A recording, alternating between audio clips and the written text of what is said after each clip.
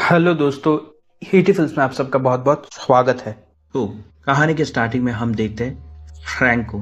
Frank एक 2 number type का आदमी है और फ्रैंक लॉस एंजलिस जा रहा होता है नौकरी की तलाश में। तो रास्ते में फ्रैंक एक रेस्टोरेंट में खाना खाने के लिए घुसता है। फिर फ्रैंक उसी रेस्टोरेंट के मालिक से बात करके वहाँ पे काम पे लग जाता है। हम उस रेस्टोरेंट के मालिक को देखते हैं जो काफ़ी बूढ़ा है और इसका नाम है निक।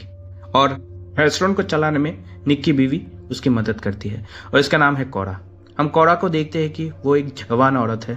फिर निक फ्रैंक को कोरा से मिलवाता है। हम देखते हैं कि कोरा को देखते ही फ्रैंक की नीयत खराब हो जाती है क्योंकि कोरा एक जवान और खूबसूरत औरत। फिर सीन चेंज होता है।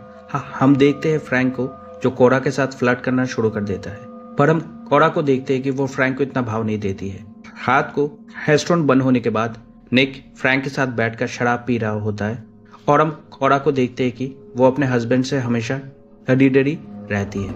निक फ्रैंक के सामने ही कोरा के साथ बदतमीजी कर रहा होता है और हम फ्रैंक को देखते हैं कि वो बैठे बैठे कोरा को ही घूरे जा रहा होता है। शराब पीने के बाद निक फ्रैंक को रेस्टोरेंट के बाहर एक कमरा देता है रहने के लिए। तो फ्रैंक अपने कमरे में जाकर उस कमरे की खिड़की से झांकता है तो फ्रैंक देखता है कि निक अपने बीवी के साथ जोर जबरदस्ती करके उसके साथ। फिर दूसरे दिन सुबह निक देखता है कि रात को तूफान की वजह से रेस्टोरेंट का साइन बोर्ड नीचे गिरकर टूट गया है।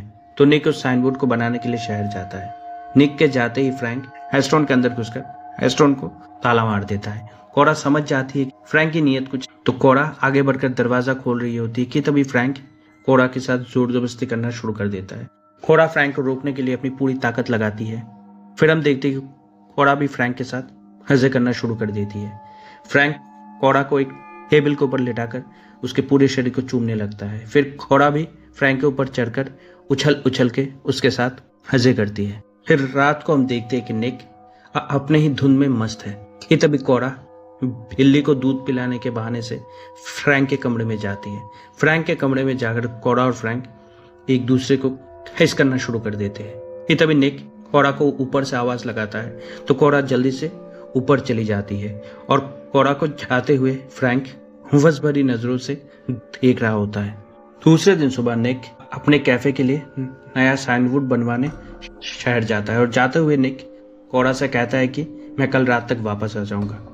निक के जाते ही कोरा फ्रैंक के कमरे में चली जाती है। फ्रैंक के कमरे में जाकर कोरा फ्रैंक से कहती है कि मुझे निक के चंगुल से निकालना है और मुझे तुम्हारे साथ रहना है। तो कोरा की बातें सुनकर फ्रैंक कहता है कि जाकर अपना सामान बांध लो, हम अभी के अभी शिकागो के लिए निकलेंगे। फिर वो दोनों शिकागो के लिए निकल जाते हैं और हम देखते हैं कि वो दोनों स्टेशन में बैठकर गाड़ी आने का इंतजार कर रहे होते हैं। फिर तभी फ्रैंक कोरा के लिए किताब खरीदने जाता है रास्ते में पढ़ने के लिए। फ्रैंक जाकर देखता है कि वहाँ पे कुछ लोग बैठकर जुआ खेल रहे होते हैं। तो फ्रैंक भी उन लोगों के साथ बैठकर जुआ खेलने लगता है।